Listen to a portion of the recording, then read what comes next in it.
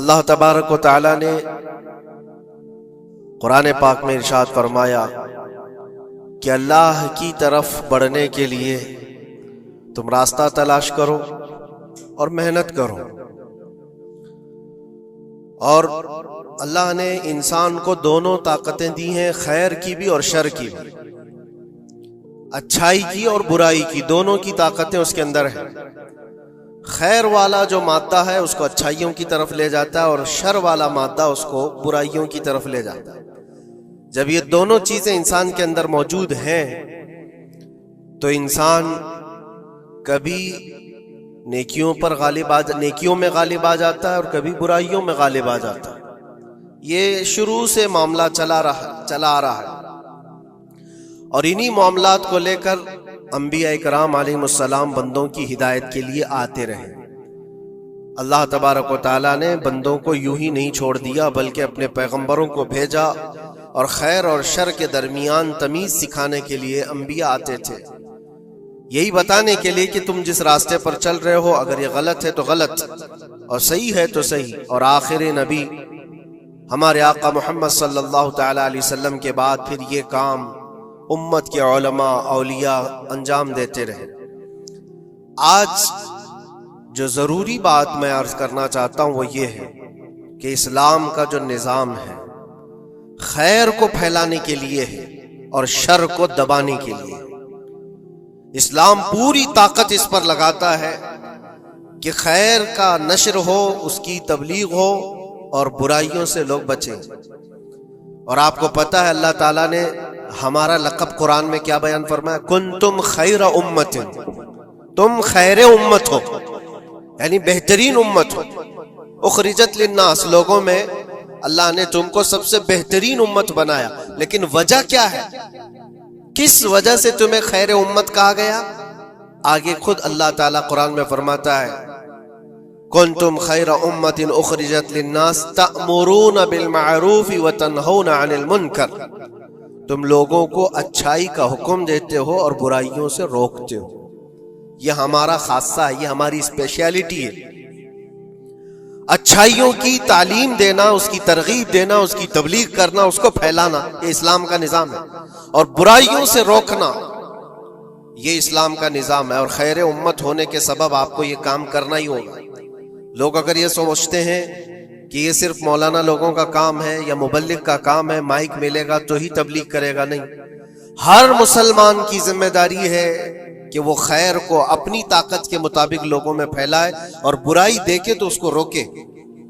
اور برائی دیکھ کر کے خاموش رہنے والے کا وہی انجام ہے جو برائی کرنے والے کا انجام.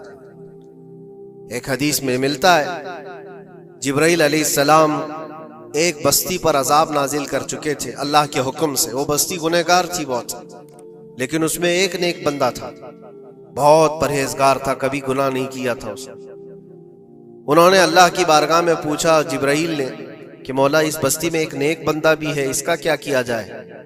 اللہ تبارک و تعالیٰ کا حکم جلال تھا کہ اس کو بھی اسی میں تباہ کر دو، عذاب میں اس کو بھی گرفتار کر دو. عذاب اس پر بھی آیا. جبرائیل علیہ السلام کافی دنوں کے بعد پھر رب تعالیٰ کی بارگاہ میں پوچھتے ہیں کہ اس کا کیا قصور تھا؟ وہ تو تیرا عبادت گزار بندہ تھا، نیکوکار تھا، گنہگاروں پر عذاب آیا، لیکن اس پر کیوں آیا؟ اللہ نے فرمایا وہ نیک تو تھا، لیکن اس کی آنکھوں کے سامنے برائیاں ہوتی تو اس کو کچھ فرق نہیں پڑتا تھا، یہ دیکھتا اور خاموش رہ جاتا تھا. تو گناہ کرنے والوں کا اور برائیوں کا اڈا سجانے والوں کا جو انجام ہے وہ دیکھ کر خاموش رضامندی رکھنے والوں کا بھی وہی انجام ہوگا. اس لیے امت کی ذمہ داری ہے یہ کہ آپ اپنے ارد گرد اگر برائیاں دیکھیں اور غلط بات دیکھیں تو اس کو روکیں، اور روکنے کی آپ کے پاس جیسی طاقت ہو. زبان سے روک سکتے، زبان سے، ہاتھ سے روک سکتے، ہاتھ سے. یہ دونوں کی طاقت نہیں ہے تو دل میں برا جان کر اس جگہ سے اٹھ جاؤ، اس جگہ کا بائیکاٹ کرو. یہ تو کم سے کم کر ہی سکتا ہے انسان. ہو سکتا ہے آج کے دور میں ہاتھ کا استعمال تمہارے لیے بہت مصیبت بن جائے، تمہارا اس کے اوپر حکم نہیں چلتا ہو، زبان کا استعمال نہیں کر سکتے ہو، مجبور ہو، تو تو اس میں کیا مجبوری ہے کہ اپنے دل سے برا جان کر کے اٹھو؟ اور یہ بھی نہیں کرتا تو سمجھ لو کہ ایمان کا آخری حصہ بھی اس کے دل سے چلا گیا۔ ایمان جس کے پاس تھوڑا سا بھی باقی ہے وہ برائیوں کو دیکھ کر کے وہ برانگیختہ ہوگا، اس کی طبیعت برائیوں کو دیکھ کر کے ماننے کو کبھی تیار نہیں ہوگی۔ اس لیے خیر امت کا جو سٹیٹس ہے اس کو مینٹین کرنا ضروری ہے۔ یہی تو بات ہے میرے عزیزو، ہزار طرح کی مصیبتیں آئیں ہم پر، لیکن ہم اس مشن کو نہیں چھوڑ سکتے جو ہمارے ایمان کا حصہ ہے، جو ہمارے ایمان کا حصہ ہے۔ ہمیں جو برائی نظر آئے گی اس پر بولنا ہم پر واجب ہے، اور اس پر بھی خاموش اور مصلحت کی اور حکمت کی بات کر کے اس کے بہانے سے گوشہ نشین ہو جانا یہ امت کی ذمہ داری نہیں ہے۔ یہ تو راستہ تلاش کرنے اور بہانے کی بنانے کی ذمہ ایک سوچ ہے۔ باقی ہر عالم دین ہو، ہر مومن ہو، برائی کو دیکھے تو اس کا اظہار کرے اور لوگوں کو روکنے کی کوشش کرے۔ ایک بات اور میں بتاؤں، معاشرے میں کچھ سود خور ہیں، کچھ شرابی ہیں، اور ان کے متعلق ایسا ہے کہ وہ اچھا اثر اور رسوخ رکھتے ہیں۔ ہمارے علاقے میں ایک مرتبہ ایسا ہوا تھا کہ مجھے ایک جگہ تقریر کے لیے بلایا گیا اور کہا گیا پہلے ہی سے کہ یہاں پر سود کا کاروبار زیادہ چلتا ہے، آپ اس پر برائے کرم کچھ نہ بولیں، کیونکہ ہمارے محلے کے بڑے بڑے ذمہ دار لوگ جو ہیں وہ سب اس کاروبار میں مصروف ہیں، آپ سود پر کچھ نہ بولیں، باقی آپ کی ہر تقریر سننے کو تیار ہے۔ میں نے اس دن قسم کھا لی، پورا 1 گھنٹہ سود پر ہی میں نے بیان کیا۔ نہیں بلانا اس کے بعد نہ بلاؤ، لیکن ہم سمجھوتا اس بات پر نہیں کرتے کہ تمہاری طبیعت دیکھ کر کے بات کریں، ہم رسول اللہ کی شریعت دیکھ کر بات کریں۔ ایک عالم دین کا یہ حق ہے کہ وہ برائی کو دیکھے تو اس کا اظہار کر کے منع کرے۔ مخالفت ہوگی، ہمیں پتہ ہے، برائیاں کرنے والے کریں گے، لیکن یہاں پر ایک بات مجھے یاد آتی ہے، اس بزم میں مقصود ہے اصلاح مفاسد۔ نشتر جو لگاتا ہے وہ دشمن نہیں ہوتا۔ ڈاکٹر تمہاری پھوڑی کو اگر کاٹتا ہے چاقو سے تو وہ قاتل نہیں ہے، وہ کلر نہیں ہے، وہ تمہارے جسم سے پھوڑی کو کاٹ رہا ہے، وہ ناسور کو نکال رہا ہے۔ تمہارے اندر برائی کو اگر ہم روک رہے ہیں، برا تھوڑی دیر کے لیے لگے گا۔ اسی لیے میں اکثر ایک جملہ کہتا ہوں، بخار کی دوا کڑوی ہوتی ہے، نگل لو تو فائدہ ہے۔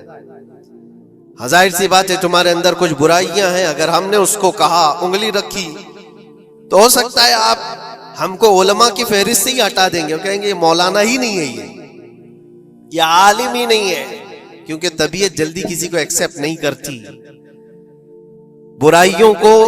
برائیوں سے روکنا ایک بہت بڑی ذمہ داری ہے۔ جانتے ہیں مکہ مکرمہ میں سارے لوگ حضور پاک صلی اللہ تعالی علیہ وسلم کے ایسے فدائی تھے، اعلان نبوت سے پہلے کی بات کر رہا ہوں، حضور کے اخلاق پر کوئی انگلی نہیں اٹھا سکتا تھا۔ جتنی اچھائیوں کا حضور نے حکم دیا سب کو وہ ایکسپٹ بھی کرتے تھے، مانتے بھی تھے، لیکن جہاں برائیوں کے لیے روکا کہ یہ غلط ہے، اس کو ایکسپٹ کرنے کو طبیعت نہیں مانتی۔ اتنے سالوں سے ہم کرتے آ رہے ہیں، ابھی آپ آ کر روک رہے ہیں، یہی تو دشمنی شروع ہوئی۔ اور ہم یہاں پر اسی بات کے لیے کہتے ہیں کہ یہ اللہ کے نبی صلی اللہ تعالی علیہ وسلم کے فرامین کے مطابق اور قرآن کے مطابق ایک بڑا جہاد ہے۔ برائیوں سے لوگوں کو بچانا، روکنا اور اپنے نفس کو بچانا، یہی جہاد جس کے متعلق حدیث پاک میں ملتا ہے، رجعنا من الجہاد الاصغر الى الجہاد الاکبر۔ جو جنگ ہوتی ہے نا آمنے سامنے میدانوں میں، اس کو حضور نے فرمایا یہ چھوٹا جہاد ہے، اور برائیوں سے لڑنا یہ بڑا جہاد ہے۔ اپنے نفس سے لڑنا جو برائیوں کی طرف ہمیں لے کر کے جاتا ہے، یا برائیوں سے روکنا کسی کو، یہ بڑا جہاد ہے۔ میاں پہلوانی دکھانا، ایک دوسرے کو کشتی میں پچھاڑ دینا، یہ تو طاقت کا کھیل ہے، لیکن کسی کو برائیوں سے باز لے کر کے آ جانا، یہ بہت بڑی طاقت کا مظاہرہ کرنا ہوتا ہے، بہت بڑی۔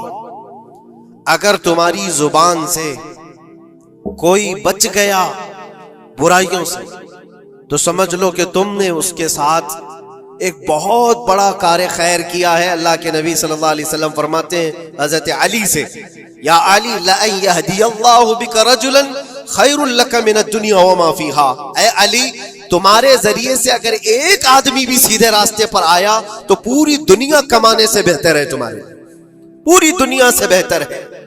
ایک آدمی اگر سیدھے راستے پر آ گیا تو اسلام کا پورا نظام یہ ہے، خیر کی طرف لوگوں کو بلانا اور شر سے لوگوں کو روکنا۔ اور یہ ذمہ داری اگر قوم بھولتی چلی جائے گی تو یہ قیامت کی نشانیوں میں سے یہ بھی ہے۔ حضور پاک صلی اللہ تعالی علیہ وسلم نے ارشاد فرمایا، لوگ اچھائیوں کا حکم دینا چھوڑ چکے ہوں گے، برائیوں سے روکنا بند کر چکے ہوں گے، حتیٰ کہ ان کے آنکھوں کے سامنے راستوں پر زنا ایسے ہوگا جیسے گدھے جوڑا کھاتے ہیں، جانور زنا کرتے ہیں، اس طرح سے انسان ان کے آنکھوں کے سامنے کیا کریں گے اور یہ کچھ نہیں کہیں گے۔ یہ طبیعت آتی جائے گی تو یہ قیامت کی نشانیوں میں سے۔ آج یہی حالات تو ہے، لوگ یہ کہتے ہیں کہ ان کا مسئلہ ان کے ساتھ، ہم کیا کہیں ان کے لیے؟ نہیں میرے عزیز، میں جو بات کہہ رہا تھا وہ بیچ میں رک گئی۔ معاشرے میں کبھی سود خور ہوتے، شرابی ہوتے، بہت سارے ہیں، اور غلط کاموں میں وہ ملوث ہیں۔ کیا چیز ہے ان کو توبہ کرنے پر، وہ واپس آنے پر مجبور نہیں کر رہی ہے؟ کون سی چیز ہے جو ان کو ان کے گناہ پر بڑھاوا دے رہی ہے؟ کیا چیز ہے؟ کبھی آپ نے سوچا؟ وہ چیز یہی ہے ہم سب کی۔ معاشرے میں اگر وہ غلط تھا تو ہم نے اس کے ساتھ دوستی ویسی ہی بنائی رکھی جیسے پہلے تھی، اس کو احساس ہونے ہی نہیں دیا کہ تو نے غلط کیا ہے یا غلط کر رہا ہے۔ اس کا ملنا جلنا اٹھنا بیٹھنا سب اچھے لوگوں کے ساتھ ویسے ہی چل رہا ہے، امام صاحب بھی مل رہے ہیں، اس کو سارا ریسپیکٹ ویسے ہی مل رہا ہے، تو وہ یہی سمجھتا ہے میں جو کچھ کر رہا ہوں اچھا کر رہا ہوں۔ اور اگر قوم کی تمام ذمہ دار لوگوں نے ایک بات یہ طے کیا کہ تو یہ غلط کاموں میں ہے، ہم آج سے تیرے ساتھ کوئی تعلق نہیں رکھیں گے، کبھی تیرے ساتھ کسی دعوت میں نہ آئیں گے نہ بلائیں گے۔ اس سے ہوتا کیا ہے؟ لوگوں کو ایسا لگتا ہے کہ ہم بائیکاٹ کا کوئی مشن چلا رہے، نہیں، اس سے اس کو احساس ہوتا ہے کہ میں مجلس میں بیٹھنے کے لائق نہیں ہوں، میں توبہ کر لوں تاکہ بیٹھنے کے لائق بن سکوں، ان برائیوں سے باز آ جاؤں۔ اور تمہارے ملن جلن کی وجہ سے یہ سارے آج لوگ پہلے چھپ کر کے کرتے تھے، آج اوپنلی یہ سارے کام کرنے لگے۔ لوگ جو ہے پہلے ڈرتے تھے کہ قوم میں لوگوں کو پتا چل جائے میرا دھندا کیا ہے تو پتہ نہیں میرے ساتھ لوگ کیسا سلوک کریں گے۔ آج وہ نڈر ہے، شیر ہے، کچھ نہیں ہوتا۔ آج لوگ جس کے پاس پیسہ زیادہ ہے اس کی عزت کرتے ہیں، اس کے ساتھ سانٹ گانٹ ویسی ہوتی ہے، سب اچھے لوگ بھی اس کے یہاں آتے ہیں جاتے ہیں، سب ہوتا ہے۔ عزیزان گرامی وقار، برائیوں سے روکنے کا نظام جو ہمارا ختم ہوتا جا رہا ہے، یہ قیامت کی بڑی نشانیوں میں سے۔ آج آپ کی اور ہماری ذمہ داری اتنی تو ہے کہ ان محفلوں سے اپنے آپ کو دور کر لو جہاں یہ سارے کام ہو رہے ہیں۔ غلط جو بھی ہے اس کو تمہارا دماغ خود ہی پہچانتا ہے غلط کیا ہے۔ اللہ تعالیٰ نے اتنی ہدایت ہر بندے کو عطا کی، ہر بندے کو۔ اللہ نے قرآن میں فرمایا أَلَمْ نَجْعَلْ لَهُ عَيْنَيْنِ وَلِسَانًا وَشَفَتَيْنِ وَهَدَيْنَاهُ النَّجْدَيْنِ۔ ہم نے دو چیزیں ایسی نہیں دی ہیں تمہیں جو خیر اور شر کو پہچانتی ہیں۔ ہر انسان، آپ کو کسی نے بتایا نہیں کہ آگ گرم ہوتی ہے، بچپن سے بتایا نہیں جاتا ہے، انسان اپنی خود تجربات سے یا دیکھ دیکھ کر کے سمجھتا ہے، وہ آگ میں ہاتھ ڈالتا نہیں ہے۔ کیا اس کی کوئی ٹریننگ دی گئی ہے بچپن سے کہ آگ میں ہاتھ ڈالنا نہیں چاہیے؟ تمہاری طبیعت نے خود ہی فیصلہ کیا ہے کہ یہ جلاتی ہے چیز، یہ گرم ہے، یہ نقصان دہ ہے۔ تو یہ ہدایت اللہ نے ہر بندے کو عطا کی ہے۔ کیا آپ نے اپنے بچوں کو یا آپ کو کسی نے بچپن سے سکھایا ہے کہ جو گندگی ہے، جو غلاظت ہے، پخانا ہو، گوبر ہو، یہ نہیں کھایا جاتا؟ یہ چیزیں سکھائی نہیں جاتی، انسان کی طبیعت میں ہے کہ اس کو ایکسپٹ نہیں کرتی طبیعت، دماغ خود ہی کہتا ہے یہ گندی ہے، یہ بری ہے۔ تو اتنی ہدایت تو اللہ کی طرف سے ہے خیر اور شر کو پہچاننے کی، اور کچھ ایسی باریکیاں ہیں جس کو علماء بیان کرتے ہیں، یہ برا ہے اور یہ اچھا ہے۔ عزیزان گرامی وقار، آج امت کی یہ بہت بڑی ذمہ داری ہے جس کو فراموش کیا جا رہا ہے۔ اس ذمہ داری کو ایسا نہیں ہے کہ صرف علماء نبھائیں گے، عوام الناس کو بھی اس ذمہ داری پر آنا چاہیے۔ آواز ہر برائی کے خلاف اٹھاؤ، اور یہاں تک کہ اس پر اگر تمہاری موت بھی آتی ہے تو وہ شہادت کی موت ہے، وہ شہادت کی موت ہے۔ برائیوں سے روکتے ہوئے اگر کوئی قتل ہو گیا یا اگر کوئی دنیا سے انتقال کر گیا تو اس کی موت کو شہادت کی موت قرار دیا گیا ہے۔ یہاں تک کہ ایک حدیث میں یہ بھی ملتا ہے کہ کوئی بندہ حضور پاک صلی اللہ تعالی علیہ وسلم کے بتائے ہوئے تعلیمات کو لوگوں تک پہنچانے کا سفر کر رہا تھا، لوگوں کو اچھائیوں کا حکم دینے کا سفر کر رہا تھا، برائیوں سے روکنے کا سفر کر رہا تھا، اس دوران اس کا انتقال ہو گیا تو حضور فرماتے ہیں اس کا درجہ نبیوں اور شہیدوں کے بیچ میں ہوگا قیامت کے دن۔ اس کو درمیانی حصے میں رکھا جائے گا نبیوں اور شہیدوں کے بیچ میں، کیونکہ ایک بہت بڑی ذمہ داری اٹھا کر چل رہا ہے، بہت بڑی ذمہ داری۔ اب یہ ضروری نہیں آج مجھے یہ مائک ملا یا کوئی بہت بڑا پلیٹ فارم ملا جو مجھے لوگ سن رہے ہیں، ہماری ذمہ داری بڑی ہے۔ آپ کو آپ کے گھر کے بچے سن رہے ہیں، آپ کسی جگہ پر مینیجر ہیں تو آپ کے ماتحت رہنے والے جو کام کرنے والے ہیں وہ آپ کو سن رہے ہیں۔ کلکم مسئول عن رعیتہ، یہ حدیث پاک میں، تم میں سے ہر کوئی ذمہ دار ہے اپنے ماتحت رہنے والوں کا، تو ان کو روکنا تمہاری ذمہ داری ہے۔ اگر پوری دنیا کو نہیں روک سکتے، پورے محلے کو نہیں روک سکتے، اپنے ماتحت رہنے والوں کو تو روک سکتے ہو، اپنی اولاد کو، اپنے آس پاس والوں کو جو تمہاری بات ایکسپٹ کر سکتے ہیں ان کو تو روکو، ان کو برائیوں سے روکنا یہ تمہاری ذمہ داری ہے۔ معاشرے کا نظام جو آج ڈس بیلنس ہے اس کی ایک بڑی وجہ یہ ہے کہ ہم نے اس ذمہ داری کو چھوڑ دیا ہے۔ ہوتا کیا ہے میں آپ کو بتاؤں، کچھ گھروں سے ہمیں یہ شکایت ملی، بچے ایسے ہو گئے ویسے ہو گئے، ماں کو الٹا کہہ رہے ہیں، باپ کو گالیاں دے رہے ہیں، آج یہ اپنی مرضی کی چلا رہے ہیں، فلاں ہیں وہ ہے۔ کب تمہیں یہ ہوش آ رہا ہے؟ جب وہ 20-25 سال کے ہو گئے۔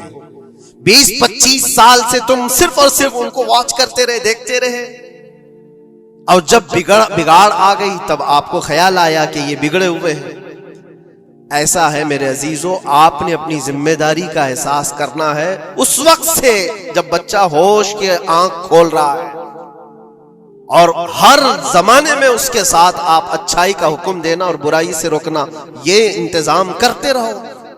یہ مت سوچو میرا بچہ بہت اچھا ہے، کبھی آنکھ اٹھا کر کے نہیں دیکھتا کسی تو اچھا ہے، لیکن اس کو اچھے کو بھی نصیحت کی ضرورت ہے، انسان کی طبیعت ہے۔ میں آپ کو بتاؤں اس کائنات میں سب سے اچھے لوگ کون تھے؟ سب سے اچھے وہ رسول اللہ کے صحابہ، ان سے اچھے کوئی ہے؟ اور یہ ملتا ہے، بزرگوں نے فرمایا قیامت تک جو سب سے اچھے پیدا ہونے والے تھے اللہ نے ان کو چن کر کے رسول اللہ کا صحابی بنایا۔ سب سے اچھے لوگ تھے وہ، سب سے اچھے، لیکن ان سب سے اچھے لوگوں کو بھی رسول پاک صلی اللہ علیہ وسلم 8 دن سے زیادہ گیپ نہیں دیتے تھے، ان کو نصیحت کرتے رہتے تھے۔ جو دنیا کے سب سے اچھے لوگ ہیں ان کو نصیحت کی ضرورت ہے، تو اس بگڑے ہوئے دور میں ہم سب کو کتنی ضرورت ہے، وہ صرف آپ کو نہیں مجھے بھی ضرورت ہے۔ ہم بھی ڈھونڈنے کے لیے نکلتے ہیں کسی مشائخ کے پاس، بیٹھے وہاں پر ان کی نصیحتیں ہمارے دل پر اثر کریں۔ عزیزان گرامی وقار، اس ذمہ داری سے آپ کبھی اپنے آپ کو سبکدوش مت کرنا، 8 دن کے لیے بھی نہیں، اپنے ماتحت جو ہے کوئی نہ کوئی چیزیں ان کو اچھائیوں کا حکم دیتے رہے۔ اس کا اثر یہ ہوگا کہ اللہ کی بارگاہ میں کل آپ کی پکڑ نہیں ہوگی، آپ نے اپنی ذمہ داری پوری کی، ورنہ قیامت کے دن یہ تمہارے نیچے رہنے والے خود تمہارے خلاف مقدمہ کریں گے۔ یہاں تک کہ ایک روایت میں یہ بھی ملتا ہے کہ ایک بندہ اللہ کی بارگاہ میں یہ مقدمہ کر دیا تھا کہ میرا پڑوسی جو آج جنت جا رہا ہے، اے اللہ اس کو تو جنت بھیج رہا ہے، میرے پڑوس میں رہتا تھا، اس کی نمازیں پوری ہیں؟ فرشتوں کے ذریعے سے کہا جاتا ہاں اس کی نمازیں پوری ہیں، حساب میں مکمل ہے۔ تو یہ مقدمہ اس بات پر کرتا ہے کہ اللہ اس کو روک دے، اتنی دن وہ نماز پڑھتا تھا، ایک دن مجھے بلاتا نہیں تھا، خود اپنی نمازیں تو پوری کر لیا لیکن مجھے ایک دن نہیں بلایا، میں آج جہنم میں جا رہا ہوں۔ تو اسے روک کر کے پوچھا جائے گا کیا تیری یہ ذمہ داری نہیں تھی کہ تیرا پڑوسی تھا، تیری عزت کرتا تھا، تیرے ماتحت تھا، تو ایک دن بھی تو نے خیر کی طرف اس کو نہیں بلایا؟ یہ ذمہ داری آپ سوچو، ہم سب کی یہ ذمہ داری ہے اپنے ماتحت رہنے والوں کے لیے۔ اللہ تبارک و تعالی ہمارے اس نظام کو جو صحابہ اکرام رضوان اللہ تعالی علیہم اجمعین نے قائم فرمایا تھا حضور پاک کی تعلیمات سے، واپس پھر سے وہ زندہ ہو جائے۔